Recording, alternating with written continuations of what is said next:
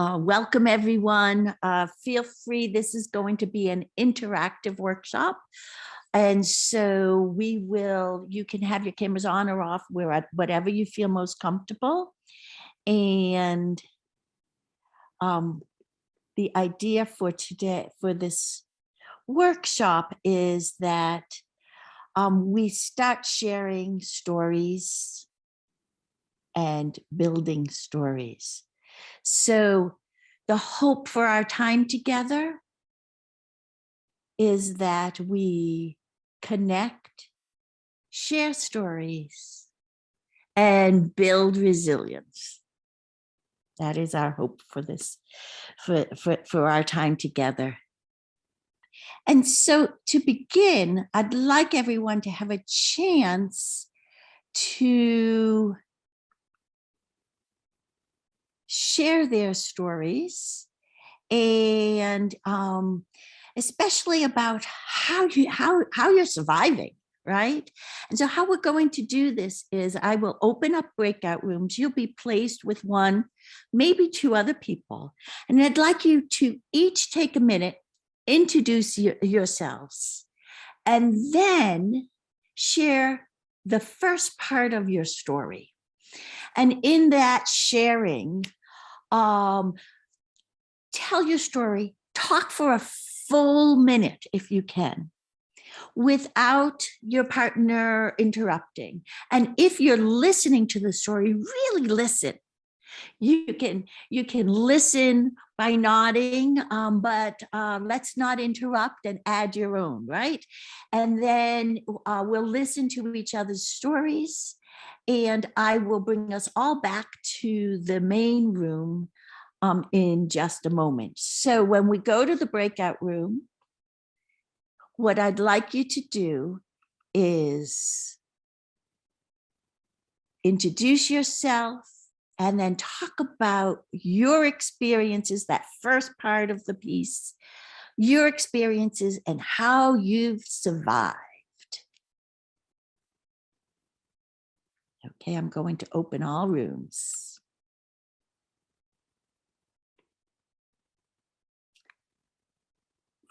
If you just joined in, I'm going to move you to a breakout room so you can share your story of how you survived. Here comes everyone. Great. I hope you enjoyed sharing your story. The first part of the story of the day. You know, in sharing our stories, we begin to understand deeper, and we begin to heal. So I hope that the sharing of stories was meaningful. And I want you to, in fact, I'm going to stop sharing for a moment so I want you to see if you can thank your partner who you shared with, or your partners, and thank them for sharing with you. But the other thing is, thank them for that connection, because in connecting, we build resilience. In connecting, we build all of those wonderful happy chemicals flow to our brains. And so I will share again. So thank you for sharing. In sharing, with a simple smile, we activate all those feel-good chemicals, right? Even with a social smile, like for a selfie. And so when you met together, you helped the person build resilience just by saying hi and giving a smile, right? And in that, it lowers our blood pressure. it not only makes us feel happy, but it allows us time to connect. It reduces pain.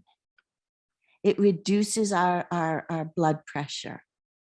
So thank you all for sharing.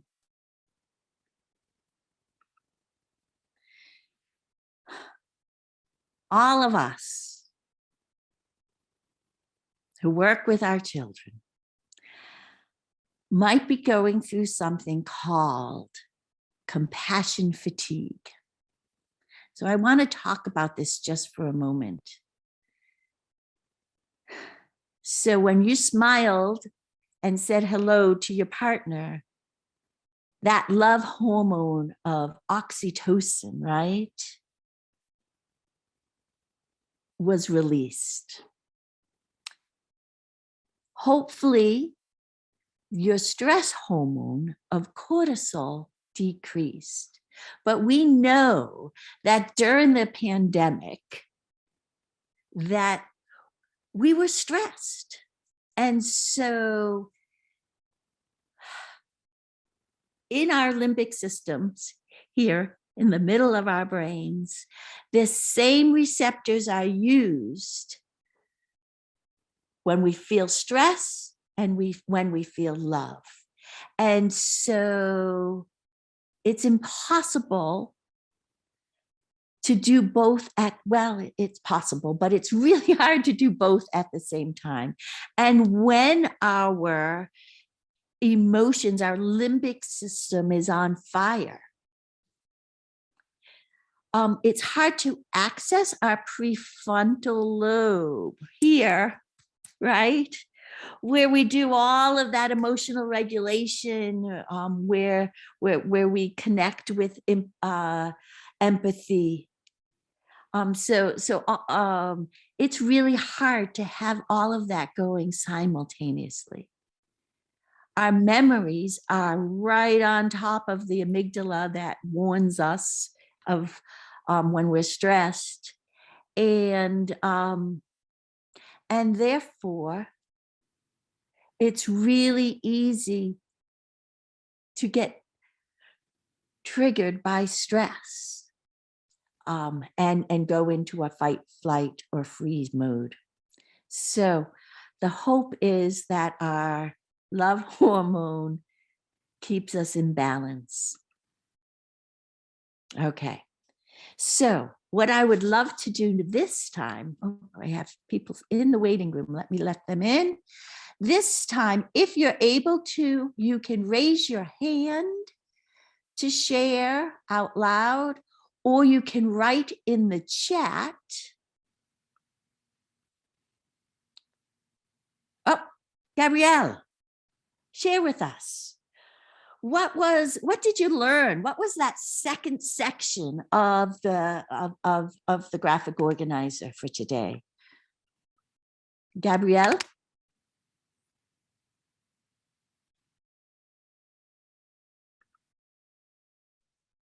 Oh, you're muted, Gabrielle. Well, the benefits of sharing was something I wasn't really aware of. And being able to do that, it really did help me feel a little bit more relaxed to be able to share my story. Unfortunately, the person I was with didn't get a chance because we were kind of rushed. Oh, I'm so sorry to rush you. Yeah. Yeah.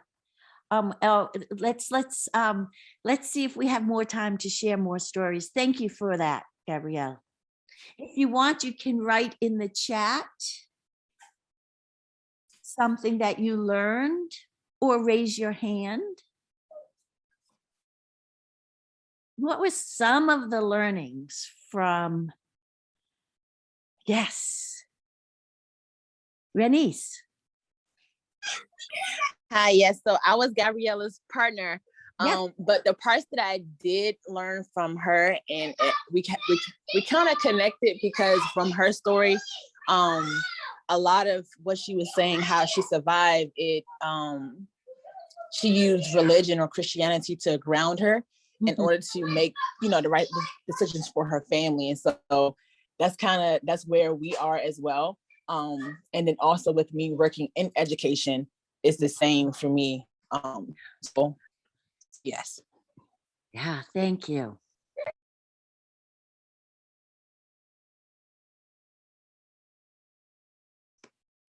Anyone else want to share?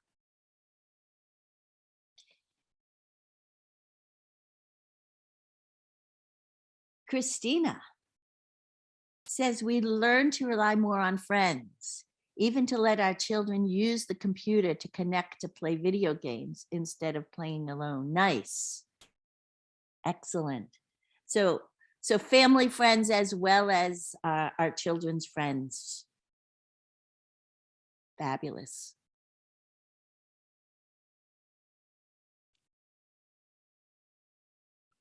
So I have people entering still from the waiting room.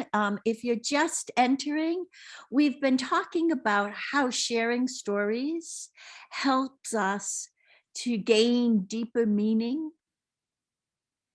and builds resilience in sharing stories. So we've shared now what we did, what we experienced, how we survived, and now we're sharing some of our learnings. Anyone else want to share?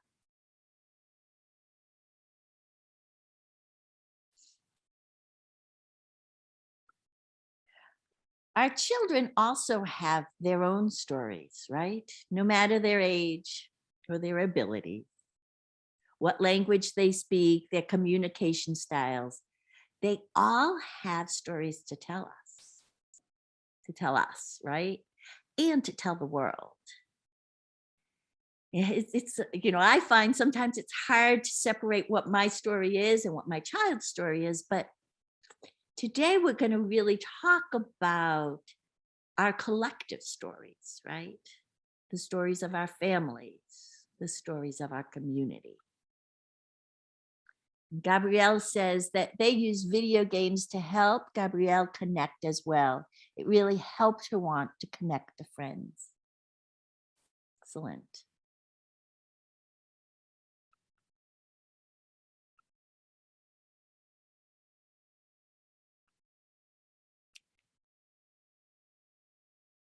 Wonderful. Okay, so Haiti says, yes, prayer and friends and family. I also learned we can be flexible to solve problems in different ways. We never thought it was possible before. Haiti, thank you. Yes. We've all become a little bit more innovative and realize that school is for more than academics, right? There's all kinds of learning that happens. And sometimes the learning doesn't need to happen sitting at a desk. Thank you for sharing that.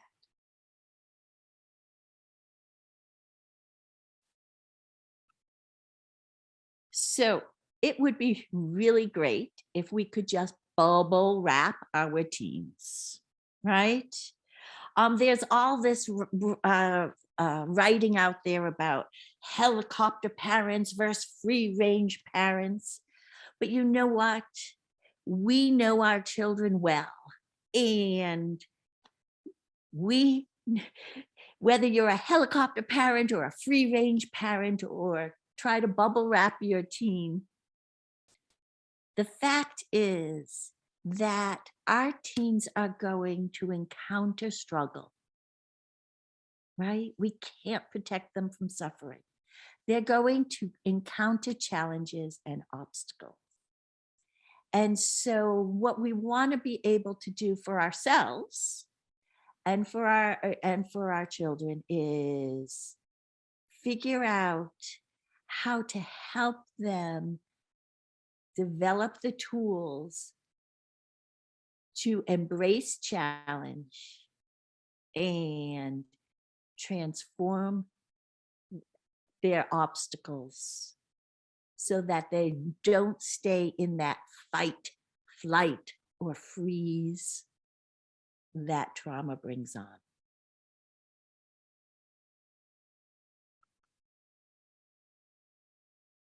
So this was one of the slides I used in the keynote. And I just thought that the quote of "my children felt known, heard, and valued," and that allowed them to engage in learning was really, really powerful.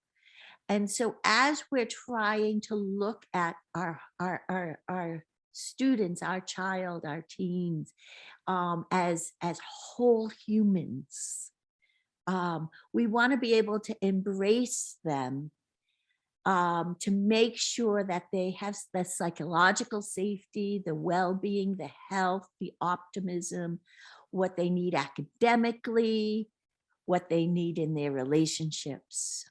It's all interconnected. So I can't wait to hear what you wrote down for revisioning the story, the next chapter, how we're going to create cultures of care. But to do that, I first want to share with you, I don't know if you've heard the Find Your Red Thread. It's a wonderful way of thinking about focus. But as we write the next chapter, if you would take what you wrote in that final bottom part of the peace symbol and add to it, right? And I want you to think about, what do you instinctively volunteer for? What are those things that even no matter how busy you are, someone says, would you? And you go, yep, I'm there. Without thinking, right? You just, that's it. You're there. Write those activities down. And they don't have to be all school related, just whatever it is for you. The next question: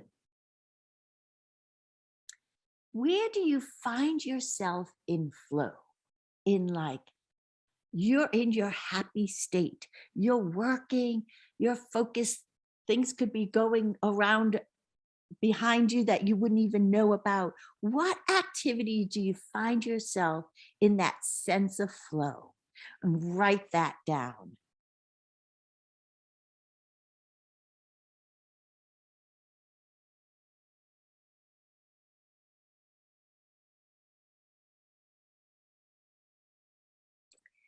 My next question is, what activity does your family connect around? Where do you find yourselves connecting? Every family is different,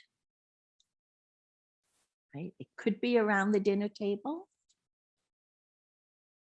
It could be in a morning drive, right? Where do you connect? Is there a specific activity? Write that down.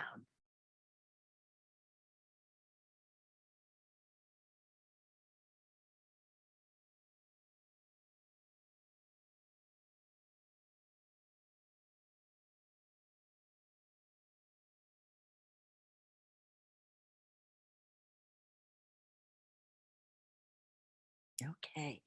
And our next question is, what small moment or moments this past few years brought you great joy? What are those small moments that brought you great joy? When did you find yourself giggling or holding your belly, laughing? What were those moments of great joy?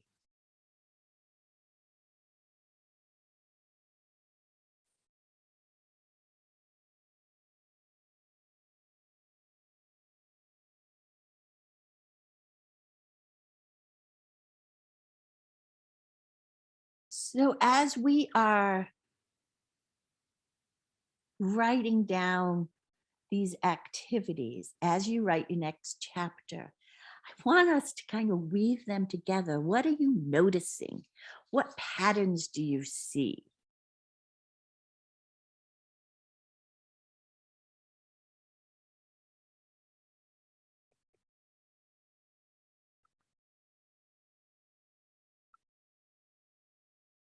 And what I'd like you to do is, I'm going to put this in the chat as well. I would like you to either put your phone up to this QR code and go to the Mentimeter, or find the chat, click on the link in the chat, whichever one is easier. So you can get to Mentimeter.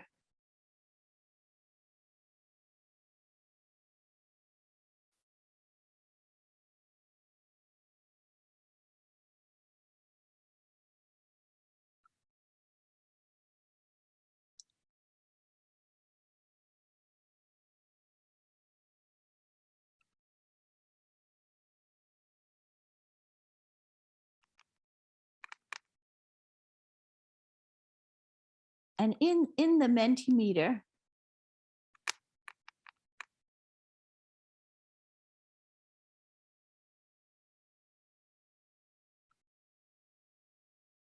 I'm going to share it.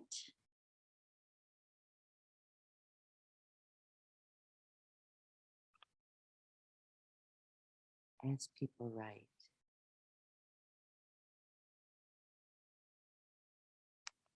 There it is.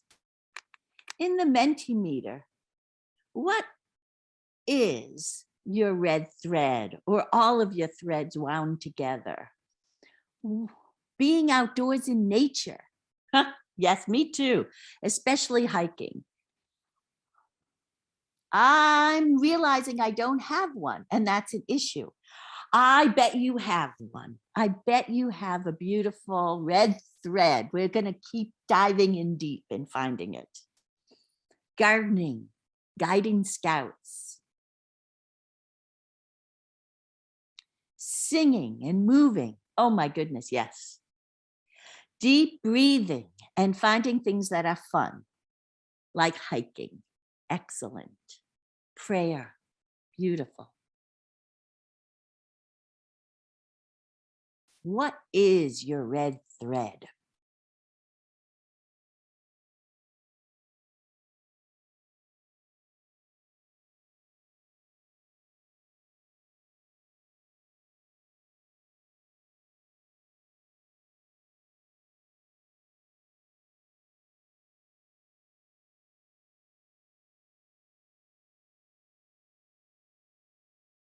Okay, I'm going to keep adding music and theater.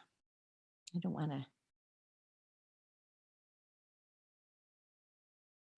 want to rush anyone.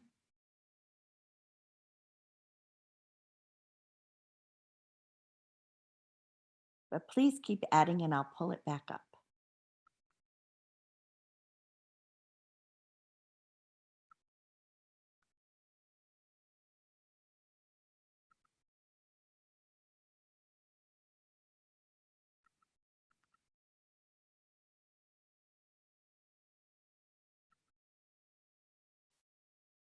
So, as I said earlier, story has the power to heal, to bring us closer, to grow our hearts and community.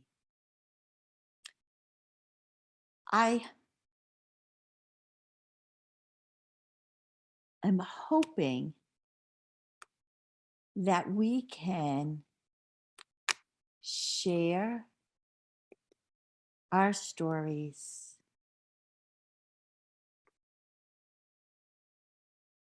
so that together we can build a new chapter. I stopped sharing. Hold on.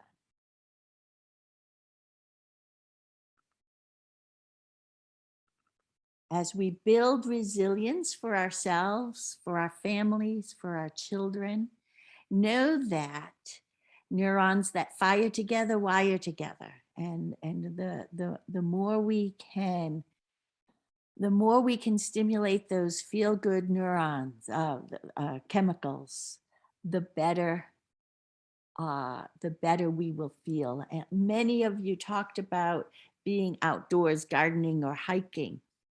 And we know that being in nature is a wonderful healing. It actually reduces the size of your amygdala if you're under stress. It actually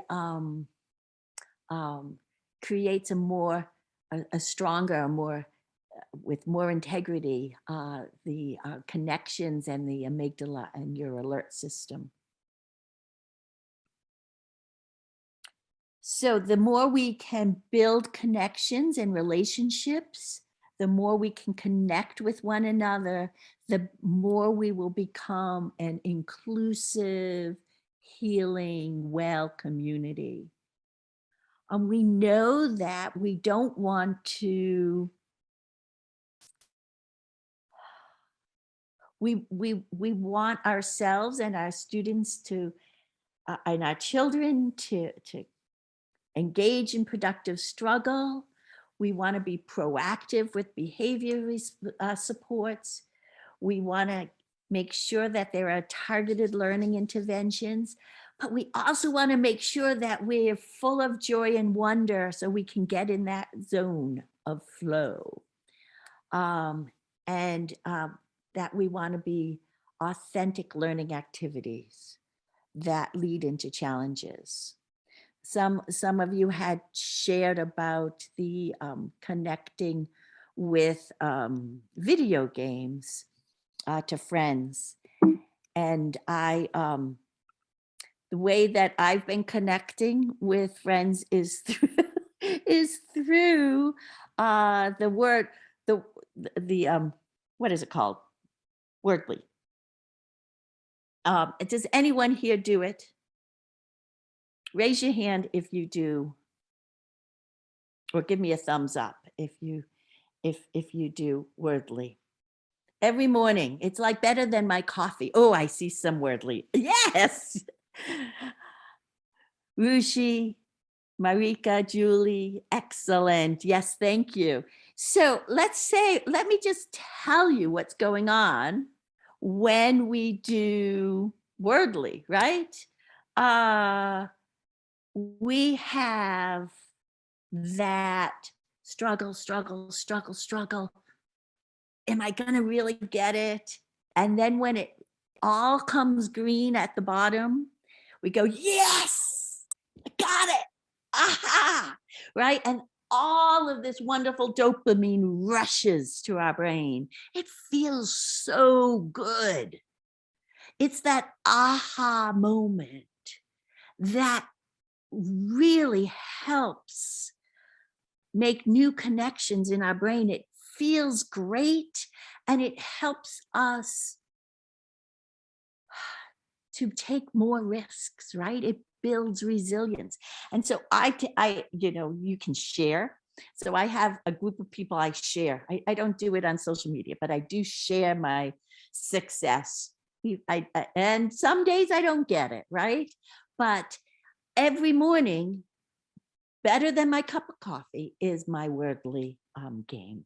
And so often we think that we are supporting our children by helping them. But sometimes we're stealing that aha moment, right? And so we want to be sure that we are giving just the right amount of challenge, not scaffolding too much, to make sure that they have that wonderful feeling of success. That builds resilience. I'm going to just share a couple more ideas. The other thing that builds resilience is giving our emotions vocabulary. There's a wonderful mood meter app that you can get for your phone. And if we're able to name what we're feeling, right now I'm feeling anxious. Just in naming it, you can hear it, right? It allows you to better understand the emotion and to better deal with it. Whether it's a really good emotion or really horrible emotion that doesn't feel good, emotions are what make us human. And so we want to be able to label them, acknowledge them, and learn from them. The other way to gain perspective, to gain resilience, is to learn how to walk in somebody else's shoes, that perspective taking, finding stories with resilience characters that are age appropriate, same age as your child, as your young adult. This is really healing, and having conversations. The protagonist in the story doesn't need to be dealing with the same type of struggle. Any struggle helps us all, gives us all that idea that I can also be courageous. I can also gain perspectives. So we just have a few more minutes, and would you my thought was to break up into rooms again, because it's often hard to tell stories in a whole group, but we're pretty small. Would you prefer to share stories as a whole group or share stories in partners again?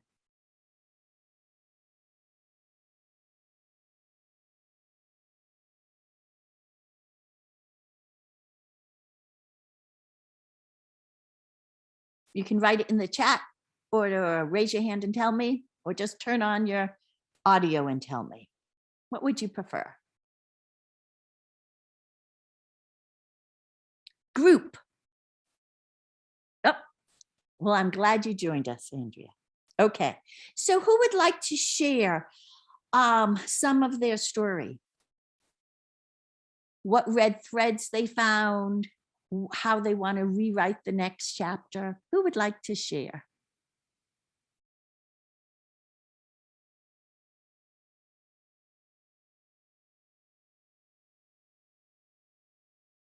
If you're feeling shy, you can write it in the chat.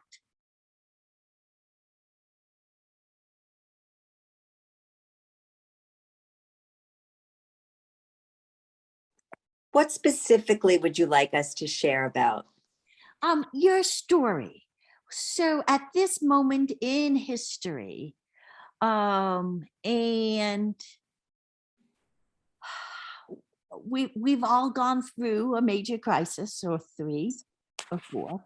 So where are you now, and how would you like to use your learnings to rewrite for tomorrow? So any part of that, you can tell a little, Okay. whole thing. Okay. I'm always a participant, so I'm happy to help. And I love this sort of thing. So it's very interesting. So I'm a social worker and a special ed teacher by training. Mhm. And I'm very aware of how the pandemic has affected people, my friends, my family, my colleagues, my clients, all differently. Yes. And one of the things that I have learned from my personal story is that no two stories are the same and no two experiences are the same. And that theme, that thread just keeps on presenting itself to me to give that to all my friends and loved ones. That's exactly right. So like the experience that I had over the pandemic, you're not going to believe this, but I fell in love and I got married last August. No lie, no lie. I got married last August and, you know, we had been dating and the pandemic, you know, solidified it all. And here we are, stage 2 of our lives. And it's amazing. But, you know, I do have that capacity to understand that my story is not everybody's story. And I do have that compassion side where I understand. And so I think my personal story started when I was 21 and lost my parents both at a young age. And I knew back then when I was a little girl that when I'm at this stage at 60 and my friends are starting to lose their parents, that I needed to be there for them. And that I needed to not be, it's about me, but I will be that much smarter and that much stronger to help them through. And that is really my personal story that just keeps on repeating itself in every which way, that we must allow people to grow and to tell their own story, and for not us to be like, oh yeah, but that happened to me, so da da da da da, so that's the only way. Right. That's not the only way. So does that do the job? Oh, that was beautiful. Okay. Beautifully said. And at the beginning, when we met in pairs, the instructions were talk for a minute or two and then listen for a minute or two. That there was no interrupting or collaborating on the story, that our stories need to be ours, right? Yeah. So thank you for sharing that.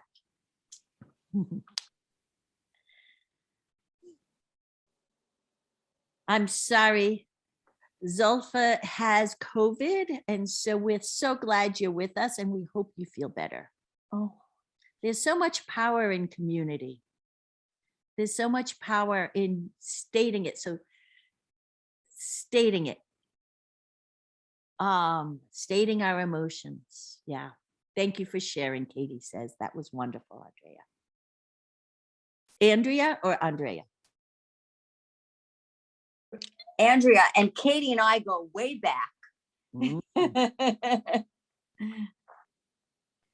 Anyone else have a story?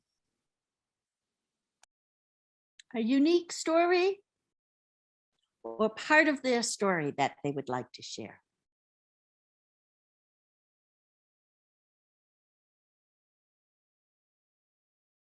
So I would like to keep sharing stories. I'm going to put in the chat the survey for this workshop, so that if you want to give feedback on the workshop, that would be great. You can switch the language of the survey. At the top, there's a box that will help you find whichever language you would like to fill out the survey in. But so if you, in case you don't want to share a story, we have about less than 4 minutes, but I want to give anyone else the opportunity to share a story before we close. I guess I'm like Andrea. I always want to help out and share if I get the opportunity. That is one of the, I love the activities where you said, what do you always jump to? And I always jump to role playing when I'm on a conference or a lecture. I'm like, if somebody wants somebody to role play, I always want to do it.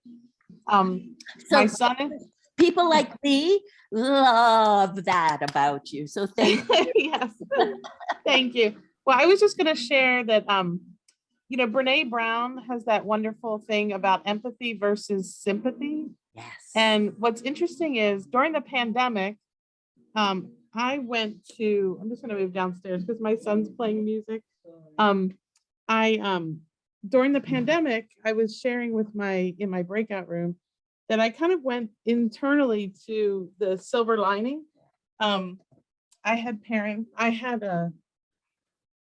immediately went during the pandemic to, well, I have toilet paper, I have food, I have my job, my family as well, and nobody's trying to kill us. Because I've had relatives that have died in Auschwitz and the concentration camps during World War II, some distant cousins. And I immediately went to like the silver lining. And I know like the whole Brene Brown thing is you're not supposed to do that. You're supposed to kind of go down deep with people. But I think when I did it for myself, it was absolutely fine. And I loved it. And I kept thinking things could always be worse. And I loved I did love how things slowed down. And I wasn't driving everywhere like I was before. And I was involved in my son's school for the first time since like elementary school. My son is almost 17. And it wasn't since 5th grade that I have felt involved in his school. And I was so grateful to know what he was doing during the day, like what he was learning, to make connections throughout the day, and also to find things on the weekend that would correlate with what he's learning during the week. So if he's learning about the Civil War, let's go to the Civil War Museum in Gettysburg. You know, like I half the time I didn't even know what he was doing in school. And so I was really grateful for that. And moving forward, when you said like, what do you hope for? I hope that that partnership can continue as he possibly is, if he stays at the same school or goes to a new school. So anyway, that's what I wanted to share. So thank you. And I just love the inspirational pieces to your talks. I find them very inspiring. Thank you. Thank you for sharing, Katie. And I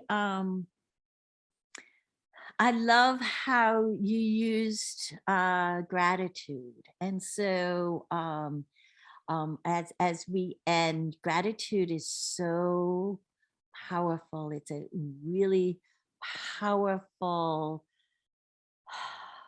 emotion that that has been connected with resiliency, right? So let's end. You've inspired me. Thank you. So let's end with some gratitude. And I am absolutely grateful for the opportunity today. I am grateful to all of you for joining me, for sharing your stories. Kwasi wants to share. Hi. So it's just a short. My son, he is 8 years old. He wanted to share like his story about her sister who is a special need. He's very interested. Excellent. All right. I help my sister go to bed because she always, when I go to one bed, she wants to choose the same thing. So I pick her bed, and every time I do a trick because sometimes she doesn't want her to get in the car. So I do a trick with my parents.